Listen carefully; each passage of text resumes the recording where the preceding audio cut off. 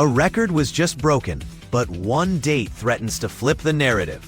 AFCON 2025 kicks off on 21st December, right as Manchester United finally stitched together convincing wins under Rúben Amorim. Form looks real. Pressing cues are tighter, rest defense calmer, and the right half space suddenly produces chances on command. But if Bryan Mbeumo and Diallo disappear to Cameroon and Ivory Coast in late December, the structure that's powering United's upswing has to hold without its two most elastic forwards. This is the test of a system. Can it survive the removal of the very players who stretch it to elite levels? First, the surge. Amorim didn't just import a formation, he imported behaviors. Out of possession, United jump in a 3-4-3 press that channels the ball toward touch, then springs the far side forward to trap the return pass. In possession, the same 3-2 base morphs into a 3-2-5, wing-backs high and wide, number 10s pinning center backs, and the 9 toggling between false drops. And near post starts.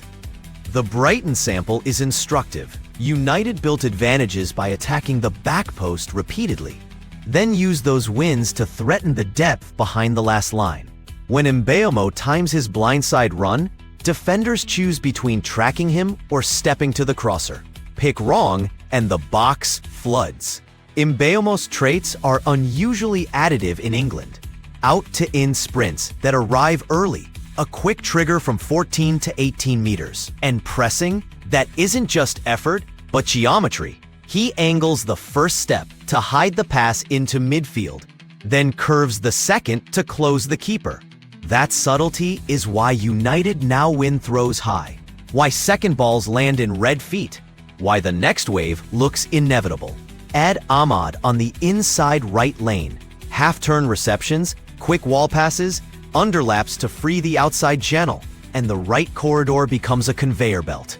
One bends the line with speed, the other keeps it honest with rhythm. Now put a calendar over the tactics board. The Christmas corridor is relentless. League fixtures stacked tight. Domestic cups awakening. European ties lurking. Take out Mbeumo's depth runs and Ahmad's connective tissue, and the knock-on effects cascade. Chance creation can stagnate if the right winger no longer threatens the space behind a fullback. Pressing height can drop a line if the first presser can't close the keeper angle. Transition defense can fray if wingbacks need to overcommit to create width that Ahmad used to generate on the inside. This isn't about two names. It's about two profiles that make patterns repeatable. So what holds without them? Option A is system purity. Keep the 3-4-3 shell and replace roles, not people. You recruit or promote a left-footed, right-sided forward who can still arrive at the far post and shoot across the keeper. You pair him with a right number 10 who prefers ball to feet, turns pressure into layoffs, and will happily underlap to release the wingback. The advantage is continuity. Movements remain legible for the other 8 outfielders, and set patterns, switch, set, cross, arrive, still exist. The risk is efficiency. Replacements rarely match Mbeumo's vertical punch or Ahmad's decision speed on day one. Option B bends the emphasis toward wingbacks. You keep the same rest defense but push more creation wide. Early crosses replace some of the cutback diet, and rehearsed patterns aim to hit the far post zone that Mbeumo usually owns. To feed that stream, the 9. Matheus Cunha in this sample toggles his runs. Show to feet to attract a center back, then spin near post to occupy both center halves, leading the crosser a back post option. The near post start isn't always for a touch. Sometimes it's a decoy to open the second window. When the near post run is believable, the back post is unguarded. There's also a middle path. Lean into central overloads while keeping the wingbacks honest. Use a Bruno-type floater to drift into zone 14 and pull a center back. Then, cue the weak side forward to ghost behind the fullback. You're manufacturing the same back post finish with different ingredients. On set plays, dial up variance, outswinging corners to the penalty spot, second phase shots drilled low, and rehearse screens on the keeper. In a short window without two open play creators, 2 or 3 well-optimized dead ball routines can replace a goal every other game. The mitigation levers start now, not when call-ups arrive. Preload minutes for understudies in November. League Cup, late game states, controlled starts at Old Trafford. So chemistry exists when the window opens. Audit the press. Can the second line trigger without Mbeumo's curved run? If not, tweak the first step so the trap still forms even with a different body type. Build if-then rules for the right number 10. For example, if the wingback receives under pressure, the number 10 underlaps immediately.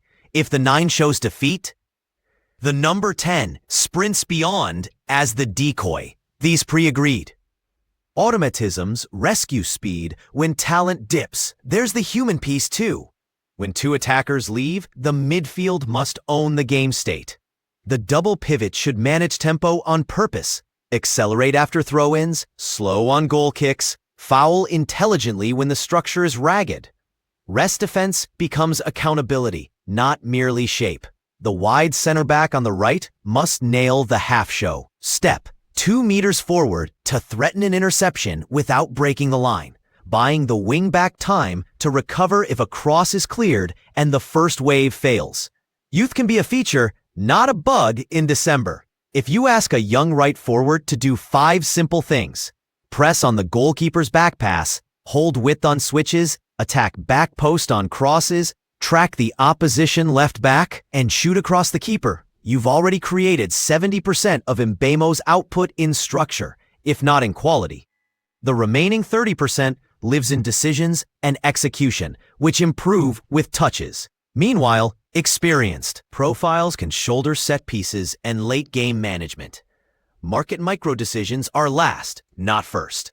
If the AFCON run extends into mid-January and performances wobble, a short-term right-sider on loan, one with repeated back-post arrivals in his shot map, can de-risk outcomes without compromising summer plans. But the cleanest value is internal. Minutes, rehearsals, and calibrated roles. If Amorim emerges from January alive in 2 competitions and within reach of top 4, the system, not the signings, will deserve the credit. What's the upside case? Amorim's history favors mechanisms over moments. If the mechanisms remain, press to trap, switch to isolate, cross to punish, the floor doesn't collapse when stars leave. The 3-win streak matters because it showcases repeatability. Similar zones, similar movements, similar finishes. That's what travels through adversity. And when Mbeumo and Ahmed return, they re-enter a machine that kept moving without them, which often makes stars better. Bottom line, United are trending up and the dates won't move. If call-ups come, the right flank needs a plan B that's drilled by mid-December. Whether you prefer role-pure replacements or a wingback-heavy detour, decide now, rehearse next week, and measure every December game by process, not just points. The difference between a blip and a springboard is rarely talent. It's usually timing and preparation. So prepare.